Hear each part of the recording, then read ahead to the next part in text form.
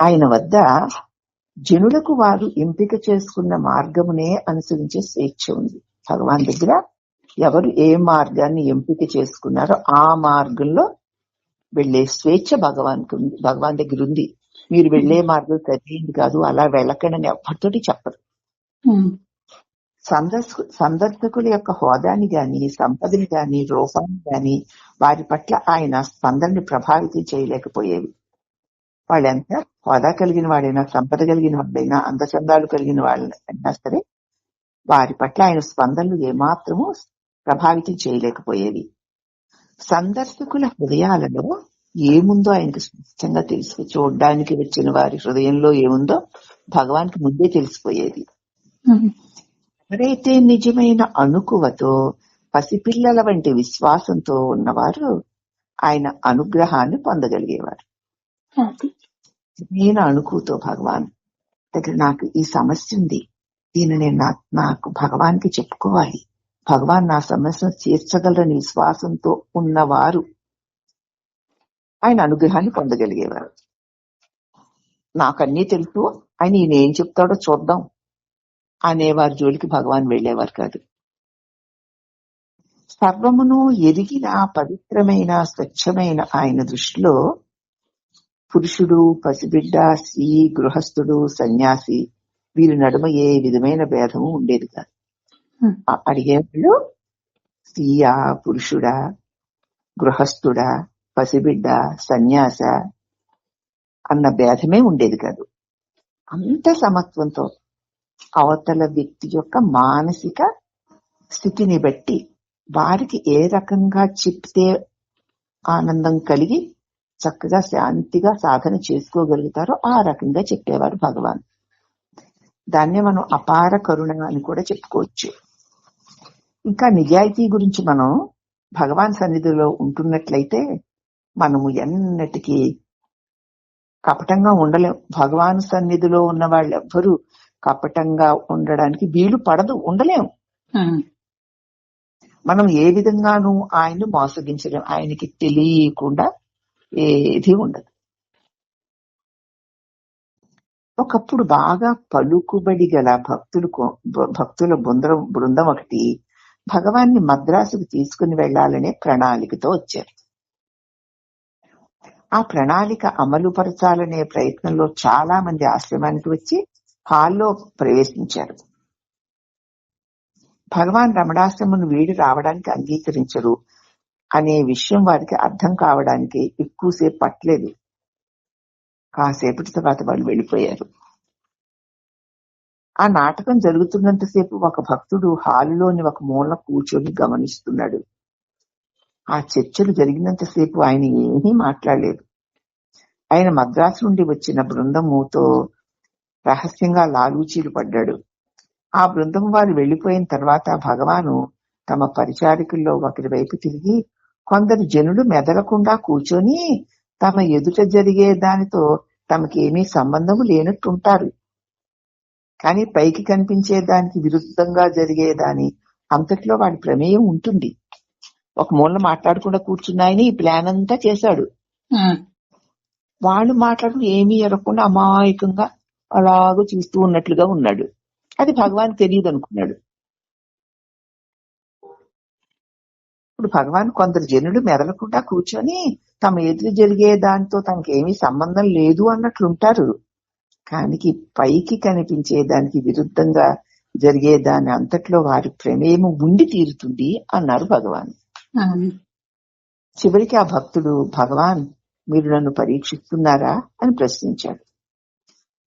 స్వామి మీరు నన్ను పరీక్షించడానికి అలా అంటున్నారా? అక్కడ కూడా చూడు కపటం. భగవాన్ మౌనం వహించి ఊరుకున్నారు. ఎవరిలోనైనా కపటం అనేది ఉంటే అది వెంటనే భగవాన్కి తెలిసిపోయేది. ఆయన దాన్ని ఎత్తి చూపడానికి ఏమాత్రము సంకోచించేవారే కాదు. అలా ఎత్తి చెప్పకపోతే వాళ్ళకి తప్పెట్లా తెలుస్తుందమ్మా? అదే అందుచేత చెబితేనేమో నిష్ఠూరాలు, చెప్పకపోతే తెలీదు, ఆ తెలియదే సత్యం అన్నట్లుగా ప్రవర్తిస్తారు. అందుకే భగవాను ఎవరిలో కొంచెం కపటం కనిపించినా తప్పకుండా ఎత్తి చూపించారు, సరిదిద్దుకోవాలని. కపటము లేని వారే పసిబిడ్డల వలె భగవాన్ చెప్పినటువంటి బోధల్ని చక్కగా అంగీకరించి అనుభవించగలుగుతారు. సరేనా? ఇంకా 19 చెప్పి ఆగుదాము. విదేశీయుల ఆంగ్ల భాష. భగవాన్ గురించి చదవడం వల్లనో వినడం వల్లనో అనేక మంది పాశ్చాత్యులు ఆశ్రమాన్ని సందర్శించడానికి రావడం నేను చూశాను. వీరందరిలో నాకు నచ్చిన వారు గ్రాండ్ డఫ్. ఆయన వయసు 70 సంవత్సరాలు. ఆయన సన్నగా పొడుగ్గా ఉండేవారు. ఆయన కదలికలు హుందాగా ఉండేవి. ఆయన మాటలు స్పష్టంగా మృదువుగా నిర్మలమైన మనసు నుండి వచ్చేవిగా ఉండేవి. ఆయన మొదటిసారి వచ్చినప్పుడు తాము వేదములను వినవచ్చునా అని అడిగారు. వేదపారాయణ జరిగేటప్పుడు భగవాన్ ఎదురుగా ఒక కుర్చీ వేయబడింది. పారాయణ పూర్తయిన పిమ్మట ఆయన ఎంతో భావోద్వేగంతో అద్భుతం అన్నారు. భగవాన్ కూడా ఆయనలోని సుగుణాలను మెచ్చుకున్నారు. భగవాన్ అలా ఎవరి గురించైనా మాట్లాడడం చాలా అరుదు.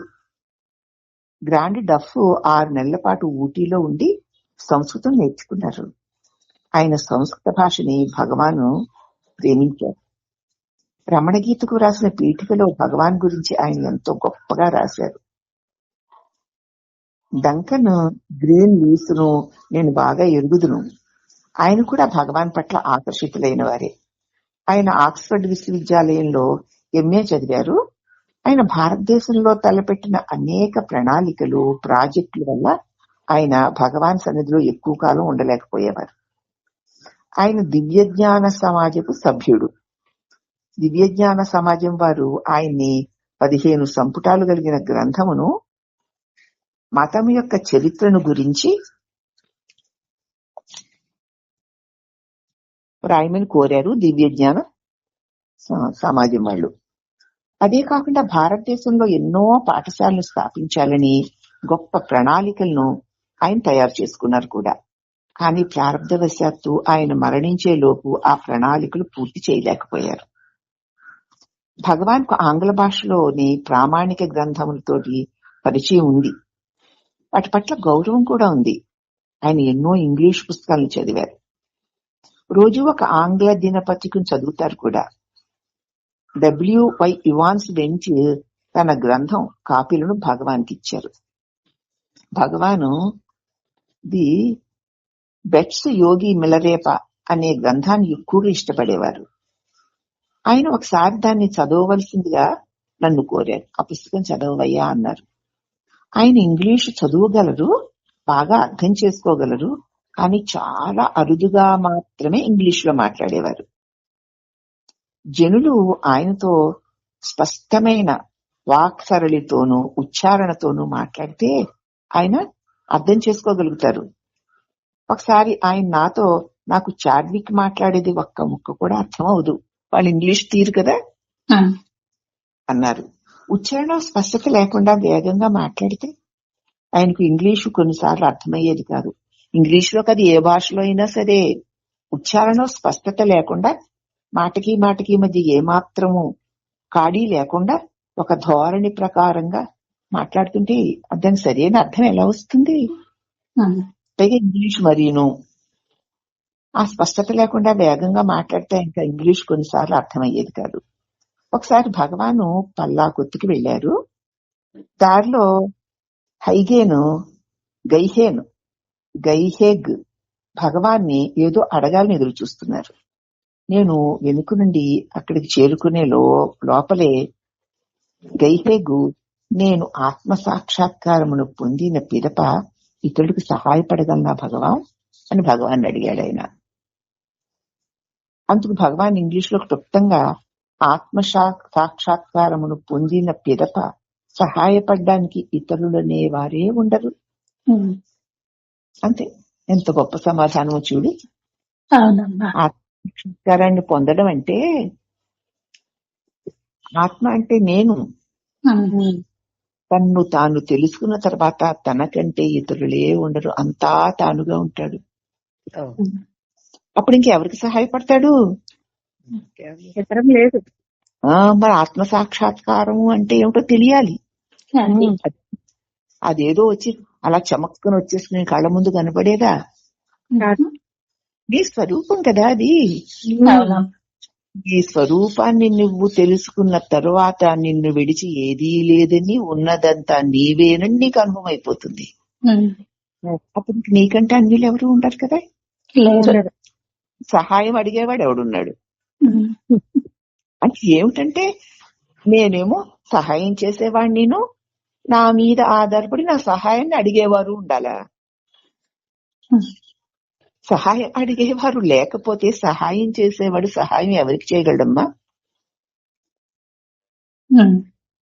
చాలా మంది అనుకుంటారు మేము వీళ్ళకి సహాయం చేస్తాం, వాళ్ళకి సహాయం చేస్తాం, వీళ్ళకింత దానం చేస్తాం, వాళ్ళకింత దానం చేస్తాం అని అనుకుంటారు వాళ్ళందరూ.